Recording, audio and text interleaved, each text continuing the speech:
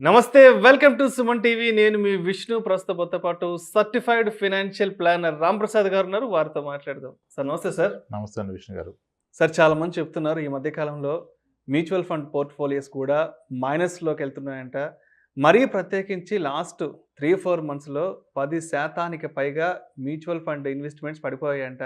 మరి ఇది ఇలానే కొనసాగితే రాబోయే రోజుల్లో మ్యూచువల్ ఫండ్ ఇన్వెస్ట్మెంట్స్ జీరో అయ్యే అవకాశం ఉందంటారా? సార్, మ్యూచువల్ ఫండ్స్లో ఇన్వెస్ట్మెంట్ జీరో అవుతుందా? ఇది క్వశ్చన్ మీరు అడిగింది. ఓకే, థియరిటికల్లీ జీరో అవ్వాలి, అయ్యే అవకాశం ఉండాలి థియరిటికల్లీ. అసలు మ్యూచువల్ ఫండ్ అంటే ఏంటి? ఇన్వెస్టింగ్ అక్రాస్ మల్టిపుల్ స్టాక్స్, అంటే మనం వాడుతుంది ఈక్విటీ మ్యూచువల్ ఫండ్. ఓకే, అంటే ఇంచుమించుగా యావరేజ్గా ప్రతి మ్యూచువల్ ఫండ్ 50 నుంచి 80 స్టాక్స్ మధ్యలో ఇన్వెస్ట్ చేస్తుంది. బారింగ్ ఫోకస్డ్ ఫండ్స్ థీమాటిక్ కాకపోతే regular diversified equity mutual funds కనీసం 45 స్టాక్స్ నుంచి 85 స్టాక్ల మధ్యలో ఇన్వెస్ట్ చేస్తారు. మ్యూచువల్ ఫండ్ జీరో కావాలంటే ఏం జరగాలి? ఇతను ఇన్వెస్ట్ చేసిన 70-80 స్టాక్స్ అన్నీ జీరో అవ్వాలి. ఆ 70-80 స్టాక్స్ ఏవి? మీరు వాడుతున్న టైటాన్ వాచ్, మీరు వాడుతున్న మారుతి కారు, మీరు వాడుతున్న ఆశీర్వాద్ ఆట, whatever, ITC, me yes bank, మీ ఎస్బీఐ బ్యాంకు, మీ హెచ్డిఎఫ్సి, ఐసిఐసి, ఇవే కదా అక్కడ ఉన్నాయన్నీ. మీ ఇన్ఫోసిస్, టీసీఎస్. ఒక స్టాక్స్ జీరో అవటం అంటే ఏంటి? ఆ కంపెనీ ఎగ్జిస్టెన్స్ లేకపోవటం. ఒక స్టాక్ జీరో అయిందంటే దాని ఎగ్జిస్టెన్స్ లేదు కదా. ఇప్పుడు రిలయన్స్ కమ్యూనికేషన్ జీరో దగ్గరగా వచ్చింది అంటే దాని ఎగ్జిస్టెన్స్ లేదు ఈరోజు. అసలు కంపెనీ మనుగడే లేదు. లేదు అంటే కంపెనీస్ మనుగడ లేకుండా పోతే జీరో అయిపోద్ది. ఇలా మనం అనుకున్న కంపెనీస్ అన్నీ మనుగడ లేకుండా పోతే మన మ్యూచువల్ ఫండ్ జీరో అవుతుంది. మరి ఇవన్నీ నిజంగా మనుగడ లేకుండా పోతాయా? కార్ అనేది లేకుండా, ఇంకా అన్నీ మీకు వాచ్ అనేది లేకుండా, ఇవన్నీ బ్రాండ్స్ అన్నీ లేకుండా వెళ్ళిపోవాలి కదా. అది ఎలా అవుతుంది? అది జరిగే పాసిబిలిటీ ఉంటే మ్యూచువల్ ఫండ్ జీరో అవుతుంది. అయితే ఇక్కడ క్లియర్గా అర్థం చేసుకున్న విషయం ఏంటంటే, ఒక స్టాక్ కెన్ బికమ్ జీరో. ఒక స్టాక్ జీరో అవ్వచ్చు. ఇప్పుడు డిహెచ్ఎఫ్ఎల్ జీరో అయింది, రిలయన్స్ కమ్యూనికేషన్ జీరోకి దగ్గరగా ఉంది. ఓకే, ఒక స్టాక్ 10 years లోకి వెళ్ళిపోవచ్చు. 10 years తర్వాత ఒకప్పుడు ఉన్న దానికన్నా లోకి వెళ్ళచ్చు. టాటా మోటార్స్ కూడా ఒకసారి వెళ్ళింది. కానీ ఒక మ్యూచువల్ ఫండ్ 10 years లోకి వెళ్ళదు. ఒక మ్యూచువల్ ఫండ్ జీరో అవ్వదు. ఎందుకంటే మ్యూచువల్ ఫండ్ అనేది కాంబినేషన్ ఆఫ్ 50-60 స్టాక్స్. ఇది ఒక స్టాక్ అయితే జీరో అవుద్ది. ఇప్పుడు మీరు ట్రై చేయండి, డిహెచ్ఎఫ్ఎల్ జీరో అయింది కదా, బై డిహెచ్ఎఫ్ఎల్ అని గూగుల్లో సెర్చ్ చేయండి. ఎంతోమంది రికమెండెడ్ చేశారు డిహెచ్ఎఫ్ఎల్ కొనుక్కోండి, మీ డబ్బులు రెట్టింపు అవుద్దని. రాకేష్ జుంజునవాలా గారు కొన్నారు, దాని మీద వీడియోలు చేశారు.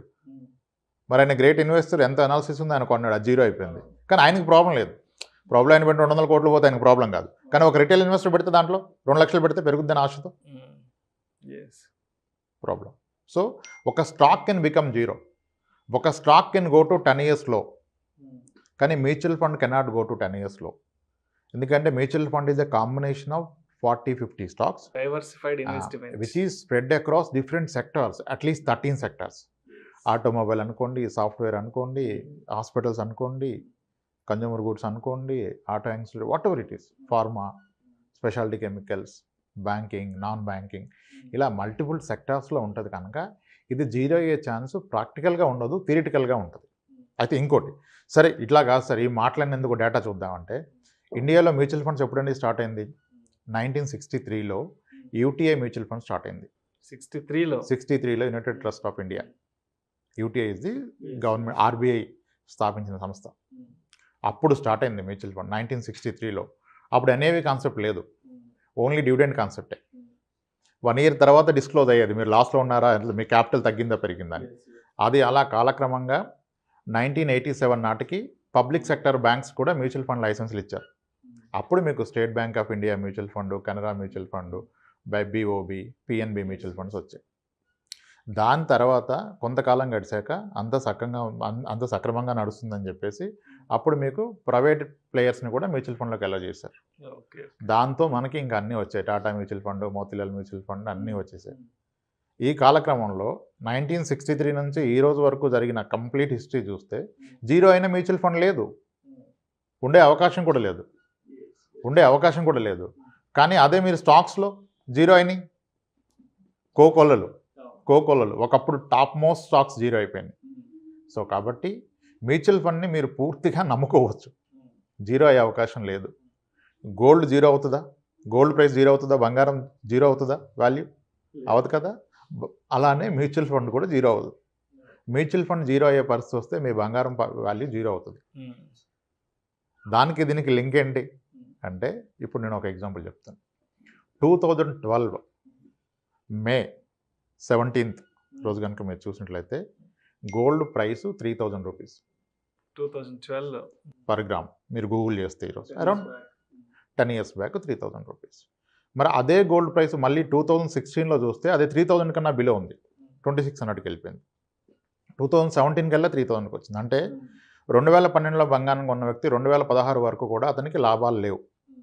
అమ్మితే, అమ్మకుండా ఉంటే నష్టాలు కూడా లేవు. నిజానికి అమ్మితే లాభాలు లేవు. కానీ 2007లో 3000కి వచ్చింది, 2017లో 3000కి వచ్చింది. అక్కడ నుంచి ర్యాలీ నడిచింది, ఇప్పుడు 5200కి వచ్చింది. అంటే బంగారం కొన్న వ్యక్తి 4 ఏళ్ల పాటు పేషెన్స్గా వెయిట్ చేశాడుగా జీరో రిటర్న్లో. అదే పేషెన్స్ కనుక మీరు మ్యూచువల్ ఫండ్కి చూపిస్తే మ్యూచువల్ ఫండ్స్లో మీరు డబ్బు కోల్పోయే అవకాశం ఉండదు. ఇక్కడ నేను ప్రాక్టికల్గా అబ్జర్వ్ చేసింది ఏంటంటే, చాలామంది 10 ఏళ్ల క్రితమే మ్యూచువల్ ఫండ్లో ఇన్వెస్ట్మెంట్ స్టార్ట్ చేశారు. అయినప్పటికీ ఈ రోజుకి వెల్త్ క్రియేట్ అవ్వాల. ఎందుకు అవ్వలేదంటే, ఎస్ మ్యూచువల్ ఫండ్ రిటర్న్ ఇచ్చింది, కానీ ఇన్వెస్టర్ రిటర్న్ తీసుకోలేదు. ఇన్వెస్టర్ తీసుకోకపోవడం ఏంటండి మ్యూచువల్ ఫండ్ ఇస్తే అంటే, ఇప్పుడు ఒక వ్యక్తి ఎగ్జాంపుల్ అనుకోండి, మ్యూచువల్ ఫండ్లో నెలకు 10,000 పెడుతున్నాడు, 2007 నుంచి పెడుతున్నాడు, 2007 నుంచి 10,000 పెడుతున్నాడు. అదే వ్యక్తి ఆ రోజు సుకన్య సమృద్ధి లేదు, పీపీఎఫ్లో పెడుతున్నాడు, వాటెవర్ అదర్ స్కీమ్స్లో పెడుతున్నారు, ఇన్సూరెన్స్ పాలసీల్లో పెడుతున్నాడు, ఓకే, ఒక ప్లాట్ కొనుక్కున్నాడు, చిట్టీలో పెడుతున్నాడు, అన్నీ చేస్తున్నాడు. కానీ ఎప్పుడు ఇతనికి అత్యవసరం వచ్చినా లిక్విడిటీ అనేది ఒక్క మ్యూచువల్ ఫండ్లోనే అవైలబుల్ ఉంది కదా, ఇంకెక్కడా లేదు కదా. కాబట్టి ప్రతి అవసరానికి మ్యూచువల్ ఫండ్ డబ్బుల్లో తీసాడు. ఇతనికి అవసరం వచ్చినా, ఇతని ఫ్రెండ్కి అవసరం వచ్చినా, ఇతని సిబ్లింగ్స్ ఎవరికైనా అవసరం పడ్డా, ఆగు నేను చూస్తాను, మన దగ్గర ఉన్నాయి, అక్కడ వస్తాయని చెప్పి తీశారు. అంటే అతను ఎందుకు పెట్టాడో తెలియదు. ప్రతి అవసరానికి ఇక్కడ తీస్తే డబ్బు ఎలా పెరుగుతుంది? ఉంటే కదా. ఇప్పుడు మీరు నిపాన్ ఇండియా గ్రోత్ ఫండ్ 22% పెరిగిందని చెప్తున్నాం 27 yearsలో. మరి ఆ 22% తీసుకుంది ఎవరు? ఆ 25 years ఉన్నతను కదా. కానీ ఎవరున్నారు? సో లిక్విడిటీ ఎంత బెనిఫిటో అలాగే అది అంత డేంజరస్ కూడా. ఈ ఇన్వెస్టర్ కనుక ఆ పేషెన్స్ ఆబ్జెక్టివ్ అనేది తెలవకపోతే మ్యూచువల్ ఫండ్స్ రిటర్న్ అవ్వవు. మీకు విషయం తెలిస్తేనే రిటర్న్ ఇస్తాయి. మీరు ఎందుకు పెట్టారో తెలిస్తే రిటర్న్ ఇస్తాయి. జీరో అయ్యే అవకాశం అయితే ఏ విధంగానూ లేదు. థియరిటికల్లీ చెప్పొచ్చు, ఉంది కదా సార్, 50 కంపెనీలు జీరో అయిపోతాయి అంటే 50 కంపెనీలు జీరో అయిపోతే ప్రపంచం జీరో అయిపోతుంది. ప్రపంచం జీరో అయిపోద్ది, ప్రపంచం జీరో అవ్వదు. సో 1-2 స్టాకులు జీరో అవుతాయి, ఖచ్చితంగా అవుతాయి స్టాక్స్.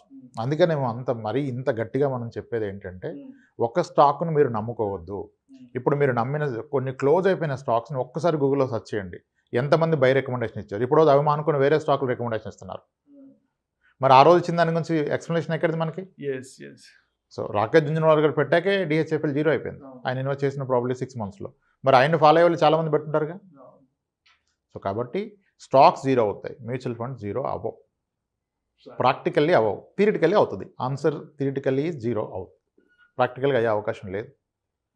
అండ్ 1963 నుంచి మనకి హిస్టరీ ఉంది. ఇంత హిస్టరీలో కాంది ఇప్పుడు కొత్తగా జీరో అవుతుందా? అవుతుంది. సో మ్యూచువల్ ఫండ్ జీరో అయ్యే అవకాశం లేదు. Right. Thank you sir. Thank you so much Ramprasad garu. Mutual funds investments zero అవుతాయా కావా అనే అంశం గురించి ప్రేక్షకులకు మీ విశ్లేషణ ద్వారా చాలా చక్కగా వివరించారు. Thank you so much sir. Right sir, thanks sir. ఇలాంటి మరిన్ని interesting videos and valuable information కోసం వెంటనే మా ఛానల్ను సబ్స్క్రైబ్ చేయండి, లైక్ చేయండి, షేర్ చేయండి. అదేవిధంగా మీ అభిప్రాయాలను వీడియోస్ కింద కామెంట్స్ రూపంలో మాకు తెలియజేయండి. This is Vishnu signing off.